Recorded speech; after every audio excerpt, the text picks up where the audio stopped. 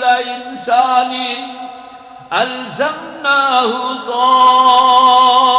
তায়রাহু ফি উনুকিহি ওয়া নুখরিজু লাহু ইয়াওমাল কিয়ামাতি কিতাবান ইয়ালকাহু মানশুরা। প্রত্যেকটা মানুষ দুনিয়ায় আসছে, তার কাঁধের মধ্যে আমলনামা ঝুলাইয়া রাখা আছে। যা কিছু করে, যা কিছু শুনে, যা কিছু দেখে, যা এমনকি যা কিছু চিন্তা ভাবনা করে, সবগুলোই আমলনামার মধ্যে রেকর্ড হইতেছে। মা ইয়ালফিযু মিন কাওলিন ইল্লা লাদাইহি রাকীবুন আতীদ। ও বান্দা, তোমার জবান থেকে এমন কোনো কথা বের হয় না, তুমি এমন কোনো জায়গায় নজর রাখো না, তুমি এমন কোনো কথা মানুষের সঙ্গে বলো না, সকলের সামনে বলো আর আড়ালে বলো, বাড়ির বাহিরে বলো আর ভিতরে বলো, তোমার সবগুলো জিনিস রেকর্ড করা হইতেছে।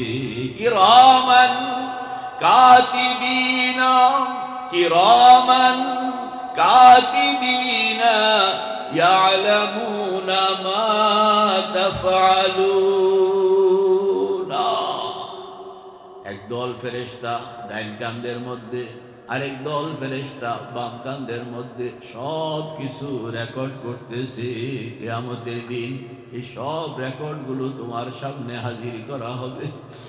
কম্পিউটারের মতন, টেলিভিশনের মতন তুমি দেখতে থাকবা তোমার হায়াত কিভাবে শুরু হলো, কোন কাজটা তুমি কোথায় কিভাবে করছো। সব মানুষগুলো তখন অবাক হয়ে যাবে, সবাই বলতে থাকবে মালি হাদাল কিতাব লা ইউগাদিরু সগীরাতাও ওয়ালা কাবীরাতান ইল্লা আহসাহা। দুনিয়ার কেউ জানতো না, দুনিয়ার কেউ বুঝতো না, দুনিয়ার কেউ শুননের সুযোগ নাই, এমন আড়ালে থেকে আমি কাজ করছি। জেনা হয়ে গেছে, চোখের জেনা, কানের জেনা, মুখের জেনা, হাতের জেনা, পায়ের জেনা। এটা তো মোবাইলের কারণে আজকে মহামারী আকার ধারণ করে আছে। আল্লাহ আল্লাহ মাফ করো, আল্লাহ মাফ করো, আল্লাহ মাফ করো। মেরে ভাই ও দোস্ত বুজুর্গ, আপনি ভাবছেন কেউ দেখে না? আল্লাহ পাক বলেন, ও বান্দা, তুমি এমন কোনো কাম করো না যা কিছু আমি আমার ফেরেশতাদের নজরে না নিয়ে নেই। সব কিছু আল্লাহ পাক বলেন, ওয়ালাকাদ খালাকনাল ইনসানা ওয়া না'লামু মা তুওয়াসবিসু বিহি নাফসু ওয়া নাহনু আকরাবু ইলাইহি মিন হাবলিল ওয়ারিদ। ও বান্দা, মনে মনে তুমি যেই জল্পনা কল্পনা করো, এইটাও আমি মাবুদ রেকর্ড করে ফেলি। রে ভাই ও দোস্ত বুজুর্গ, মৌতকে ভুলে যাওয়া যাবে না। মৌত আসবে, যখন আসবে তখন আপনার চোখ খুলবে। এখন তো আমরা অন্ধের মতন দৌড়াইতেছি।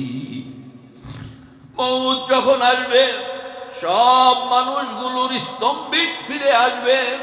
সবাই তখন দেখবে দুনিয়ার হায়াত আমি একটা স্বপ্নের মধ্যে পড়েছিলাম। স্বপ্নের মধ্যে, একটা স্বপ্নের মধ্যে আমাদের জীবন শুরু হইল রূহ জগৎ থেকে। সেখান থেকে আমরা আসলাম দুনিয়ায়, দুনিয়ার থেকে যাব কবরে, কবর থেকে যাব হাসরে, হাসর থেকে যাব মিজান পুলসেরাত। এরপরে কপাল ভালো তাইলে জান্নাত, কপাল খারাপ তাইলে জাহান্নাম। মৌতের দুনিয়ার হায়াতটা হইল একটা স্বপ্নের মতন, স্বপ্নের মতন। স্বপ্ন যেরকম ঘুমের মধ্যে আমরা স্বপ্ন দেখি, আল্লাহ ভাঙ্গনের পরে এটা স্বপ্ন বলে উড়াইয়া দেই। মেরে ভাই ও দুস্থ বুজুর্গ, আল্লাহ পাক বলেন, সব মানুষগুলো মালাকুল মৌতকে যখন দেখবে, তখন সে বুঝতে পারবে আমি তো রূহ জগতে ছিলাম, আমি কখন যে দুনিয়ার স্বপ্নের মধ্যে পড়ে গেলাম টের পাইলাম না। এখন তো আবার জাগৃতি, দেখতেছে সামনে কিয়ামত, সামনে হাসর, সামনে মিজান, সামনে পুলসিরাত। এজন্য মেরে ভাই ও দোস্ত বুজুর্গ, এই দুনিয়ার জীবনের উপরে নিজেকে সম্পূর্ণ ভাসাইয়া দেওয়া যাবে না। আল্লাহ পাক বলেন মিনহা খালাকনাকুম, তোমাদেরকে এই মাটি দিয়া সৃষ্টি করেছি, মাটি থেকেই তোমাদেরকে সৃষ্টি করেছি। তোমার এই শরীর মাটির দেহ মাটিতেই থাকিয়া যাবে। মানুষ বলতে দুই জিনিস, একটা হইল তার রূহ, আরেকটা হইল তার শরীর। রূহ আসলো উপর থেকে, শরীর আসলো নিচের থেকে। রূহ আসছে রূহ জগৎ উপর ইল্লিয়িন থেকে, আর শরীর আসছে মাটি থেকে। দুইটা জয়েন্ট হয়ে গেল, মানুষের জীবন তৈয়ার হয়ে গেল। মেরে ভাই ও দুস্থ বুজুর্গ, এই যে একখানা কাগজ আপনারা দেখতেছেন আমার সামনে, জিনিস কিন্তু একটা। আগুন ধরায়া দিলে জিনিস হইয়া যাবে দুইটা। একটার নাম হইল ধোঁয়া, উপরে চলে যাবে, আরেকটার নাম হইল ময়লা, নিচে পড়ে যাবে। আপনার হায়াত এখন তো আপনি চলতেছেন একটা কাগজের মতন। আজরাইল যখন আসবে, মৌতের আগুন যখন ধরায়া দিবে, মেরে ভাই ও দোস্ত বুজুর্গ, রূহ উপরের থেকে আসছে উপরে চলে যাবে। যেভাবে ধোঁয়া উপরের থেকে আসছে উপরে, যেটা যেখানকার থেকে আসছে ওইটা ওইখানে চলে যায়। শরীর আসছে মাটি থেকে, মাটিতে কবরে চলে যাবে। রূহ আসছে উপর থেকে, রূহ উপরের দিকে চলে যাবে।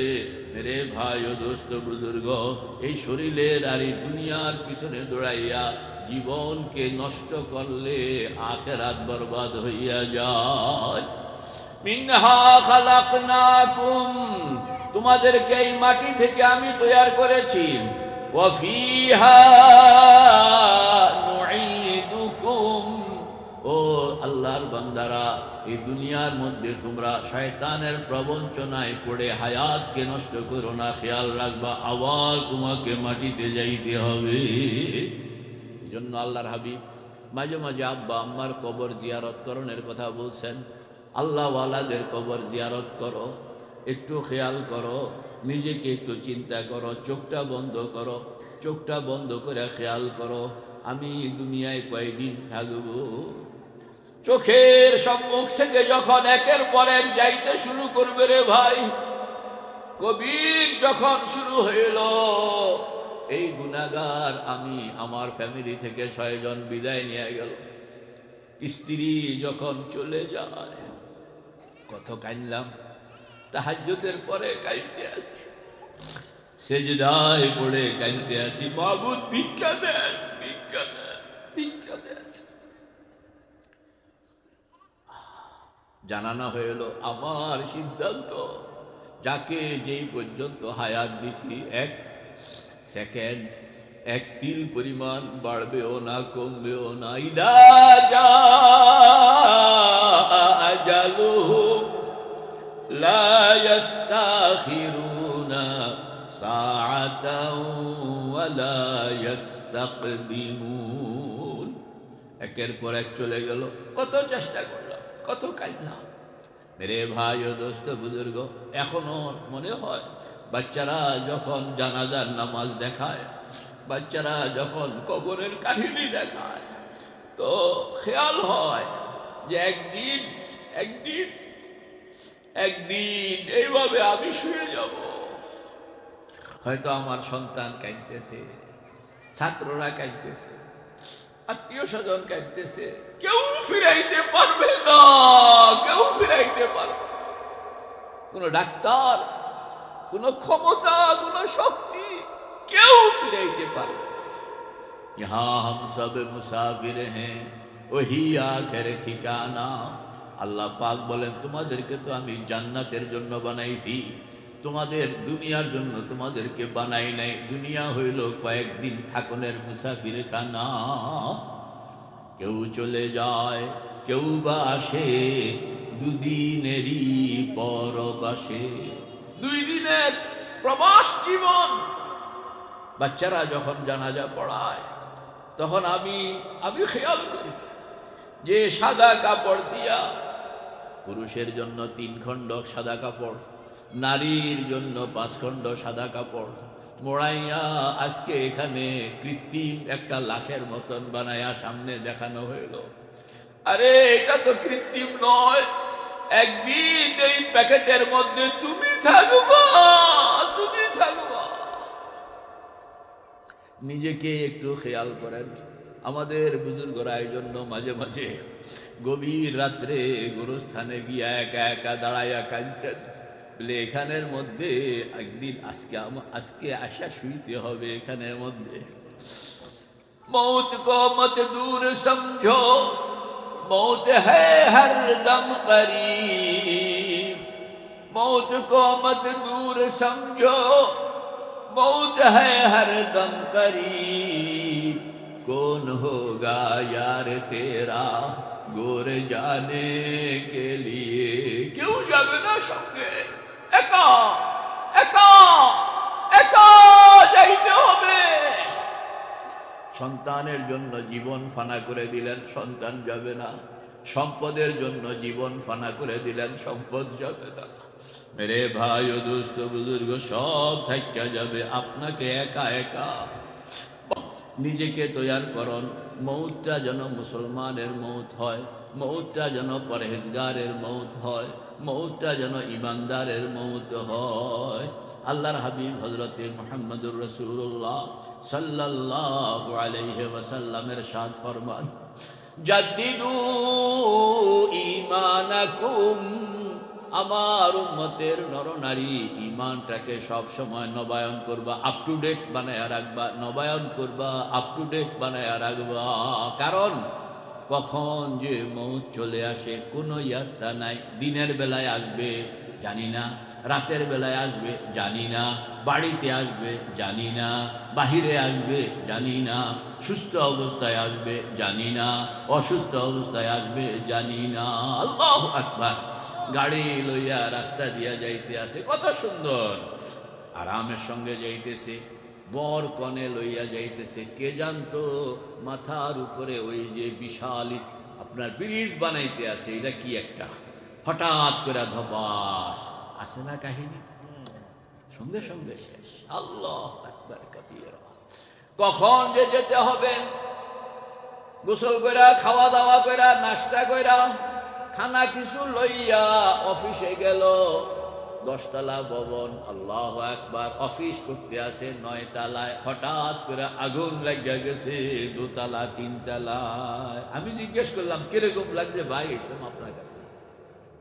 ওই যে ছাদের উপরে গিয়ে কোন রকম বাঁচাও বাঁচাও বাঁচাও বাঁচাও, হেলিকপ্টার গিয়া এদেরকে উদ্ধার করছে। আমি গেছি, একজনের সঙ্গে দেখা করতাম, হেলিকপ্টারে উদ্ধার করা হয়েছে এরকম একজনের সঙ্গে, শুধু জাননের জন্য। কারণ আমরা মৌতের ওয়াজ করি কিন্তু মৌতের উপলব্ধি করি না। ইনি মৌতের উপলব্ধি করে আসছেন, এই জন্য ওনার সঙ্গে দেখা করতে গেলাম। কারণ বাজার যখন আগুন লাগলো, আমি গেছি পরে, তখন দেখি উনি কাঁপতেছে এরকম। কাঁপেন কেন? হুজুর ওই যে কাঁপুনি ভিতরে ঢুকছে, ডাক্তার ঔষধ দিতেছেন কিন্তু কাঁপুনি বন্ধ হয় না। খালি মৌতের চিত্রটা কি দেখছেন? কয়ে যখন যখন ছাদের উপরে উঠলাম, কোন রকম উঠটা 2 তলায় আগুন, 3 তলায় আগুন, সিঁড়িতে আগুন, বাইরে আগুন, নিশ্চিত মৌত। বাসায় ফোন করলাম যে আবার মনে হয় আর ওই যে ভিতরের অবস্থাটা তৈয়ার হয়ে গেল। আল্লাহ, কাঁপুনি শুরু হয়েছে, সেই কাঁপুনি বন্ধ হয় নাই। তখন কি করছিলেন হুজুর? তখন একটা তওবা করছিল। হ্যাঁ, একজন ইমানদার, ওই তওবাটা হইল আসল তওবা। এই জন্য আমাদের বুজুর্গরা এরকম পরিস্থিতি না হইলে, আমি আরেকজনের সঙ্গে দেখা করছিলাম, এগুলো আমি খুঁজি বেশি। চক বাজার আগুন লাগছিল, তো চক বাজার দোকানের ভিতরে যখন আগুন লাগছিল, আল্লাহু আকবার কাবীরা, লোকটা তার মায়ের সঙ্গে দেখা করলাম। আমার ছেলে যখন চতুর্দিক থেকে আগুন, আমাকে বললো মা আর দেখা হবে না গো মা। এই কথা কইতে কইতে শেষ পর্যন্ত দেখলাম মোবাইল থেকে আর কথা আসে না। তখন বুঝলাম আমার জাদুকে আগুন খেয়ে ফেলছে। মেরে ভাই ও দোস্ত বুজুর্গ, কিছু কিছু ঘটনা আল্লাহ পাক এরকম ঘটান বুঝানোর জন্য। কিতাবের মধ্যে আসছে, তোমরা যেগুলো দেখো, যেগুলো শুনো, এগুলো ছোট্ট। আর মালাকুল মউত যখন আসবেন, ওয়াজাআত সাকরাতুল মাউতি বিল হক যালিকা মা কুনতা মিনহু তাহিদ। মালাকুল মউত যখন আসবে তখন পরিস্থিতি আরো ভয়ানক। তখন এখন তো ফোন করতে পারেন, তখন ফোনও করতে পারবেন না। তখন আপনাকে রক্ষা করতে পারবে একমাত্র আপনার ঈমান। সেই ঈমান হইল লা ইলাহা ইল্লাল্লাহ, লা ইলাহা ইল্লাল্লাহ, লা ইলাহা ইল্লাল্লাহ মুহাম্মাদুর রাসূলুল্লাহ। আল্লাহর হাবিব বলেন, সব সময় ঈমানটা আপ টু ডেট করে রাখবা। ঘর থেকে যখন বাইর হইলা, অফিসে যাইবা, তো একবার কলমা শরীফ পড়ে ফেলো না, বলে আল্লাহ আপ টু ডেট করলাম, ফিরে আসতে পারবো কিনা। যদি আপনার কথাটা শেষ কথা হইল মান কানা আখিরু কালামিহি লা ইলাহা ইল্লাল্লাহ দাখালাল জান্নাহ।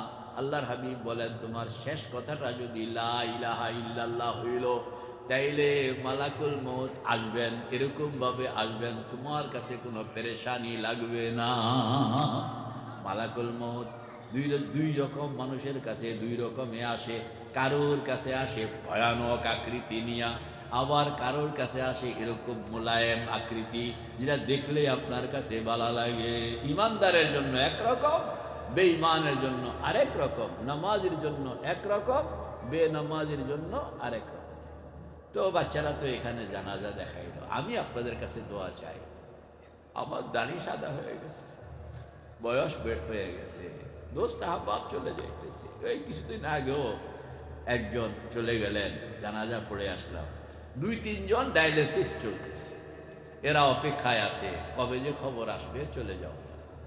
তো আপনাদের কাছে দোয়া চাই, আল্লাহ পাক যেন ঈমানের সঙ্গে কালেমার সঙ্গে, ঈমানের সঙ্গে কালেমার সঙ্গে আমাকে এবং আপনাদের সকলকে আল্লাহ পাক যেন ঈমানের মউত দান করেন।